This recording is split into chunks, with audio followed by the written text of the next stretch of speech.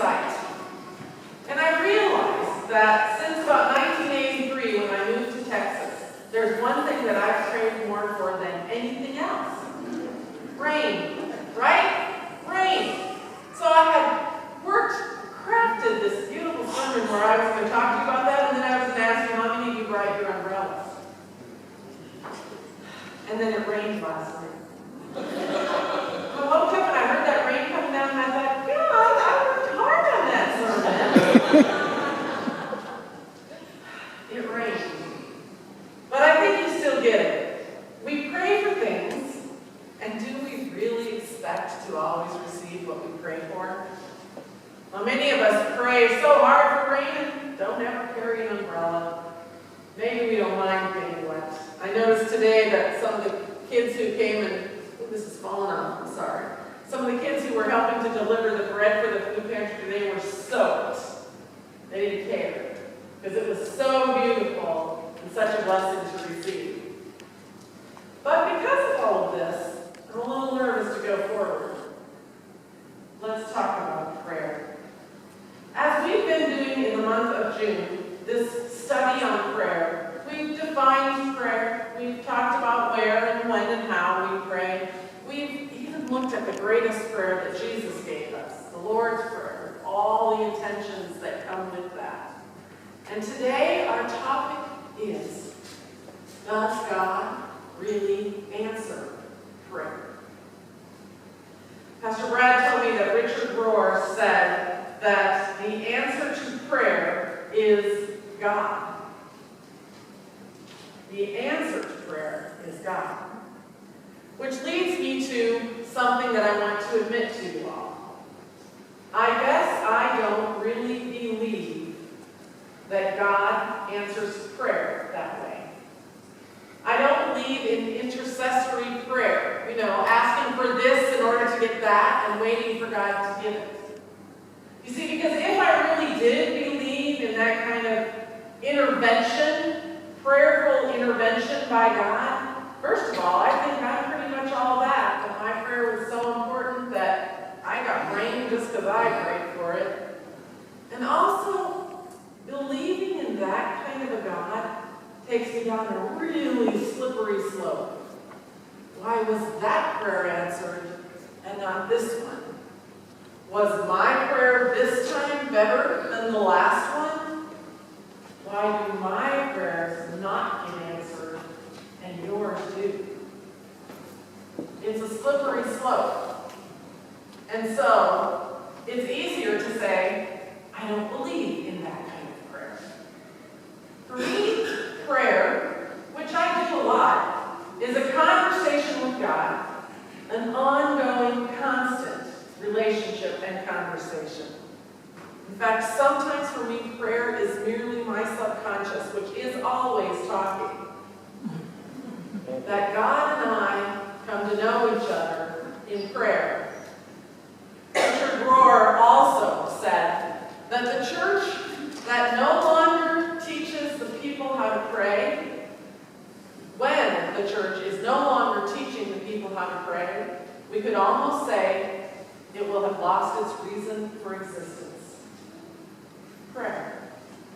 We all do it, and we all expect change because of prayer.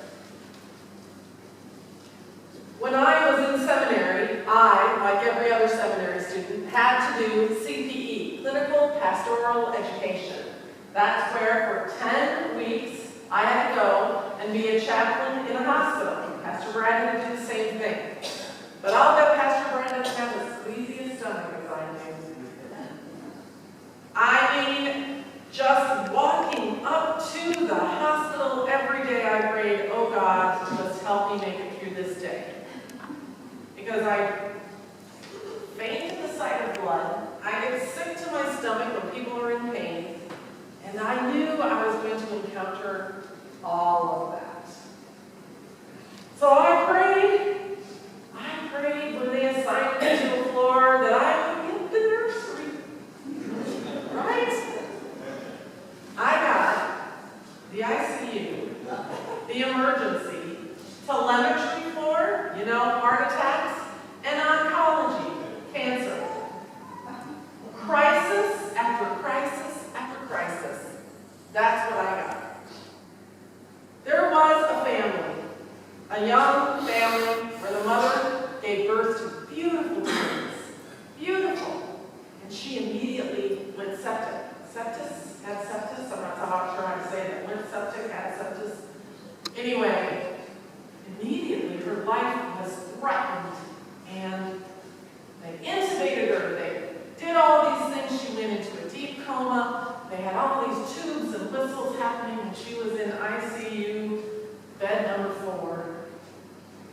that same ICU pod, in bed number 2, was an elderly gentleman that had had a stroke. He had not awakened from the stroke, and he was fighting for every breath. But he'd been there for days. And more days passed. And finally, the father of the woman that had given birth took the twins home. And days passed. And then, when I was there one day, checking on all of these people and praying for them, the mother of the gentleman who had the stroke came to me, or the wife of the gentleman who had a stroke came to me and said, "I've changed my prayer." Now, when I went into the CPE program, the full-time chaplain that was there told me that what I was going to learn, probably most in my chaplaincy time, was how to be specific in my prayers. Not because God doesn't know what I already want or need, but because in being specific, I clarify my needs in my relationship with God. Then it almost is more for me than for God. Well, this woman said she changed her prayer. She said, if God has to take someone, I've decided that it should be my husband, so that this young mother can go home. Now, I wanted to say, look, first of all, God doesn't just take, floop, floop, floop. No, but that's not the kind of God we have. And I wanted to say, and look, your prayer is just one. And I wanted to say to her, look, God doesn't work that way. But I didn't, because I saw in her eyes a depth of relationship with God that was hard for me to understand.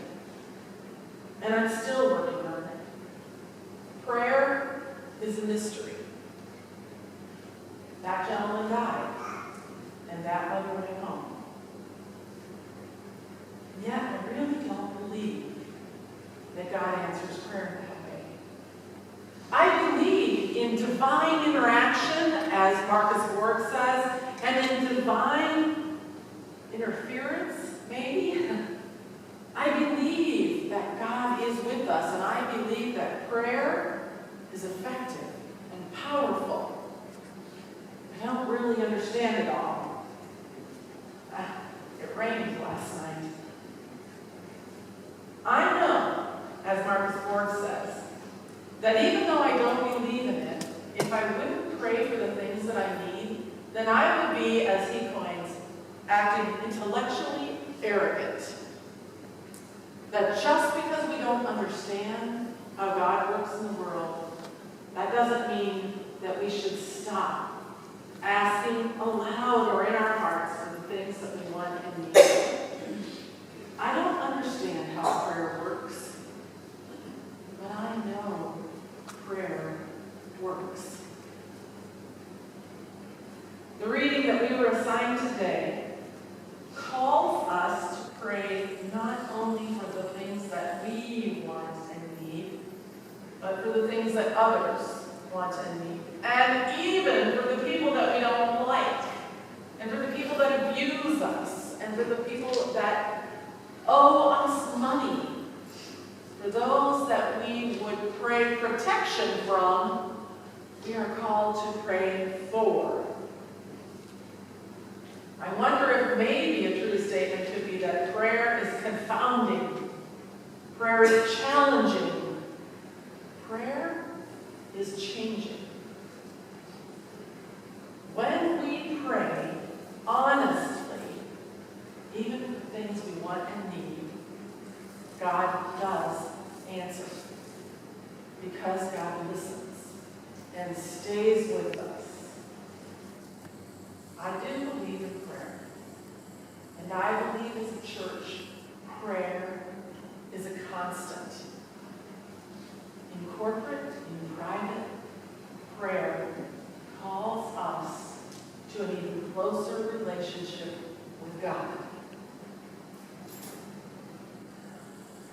Let's keep praying for rain, because you never know.